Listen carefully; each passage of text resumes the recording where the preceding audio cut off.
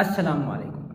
इस दौर में आजकल जो सबसे बड़ा स्कैम हो रहा है वो मल्टी लेवल मार्केटिंग के अंदर हो रहा है।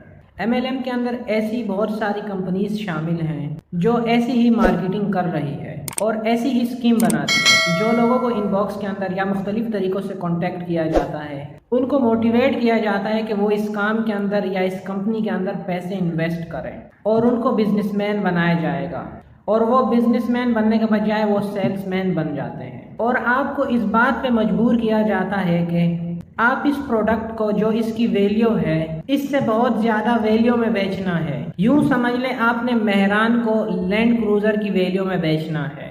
इनका सबसे बड़ा टारगेट वो लोग होते हैं जो कि स्टूडेंट होते हैं या तो वो लोग होते हैं जो घर से सताए हुए होते हैं या जिनकी फाइनेंशियल हालत बहुत ही ज़्यादा ऐसी होती है कि उनके पास कोई दूसरा ऑप्शन ही नहीं बचता। एक्चुअल में एमएलएम मार्केटिंग एक पिरामिड स्कीम होती है। इसमें ऊपर के चंद लोगों को फ़ायदा होगा जबकि नीचे के सारे लोग नुकसान में रहेंगे या उनको बहुत बहुत कम फ़ायदा होगा, ना होने के बराबर फ़ायदा होगा।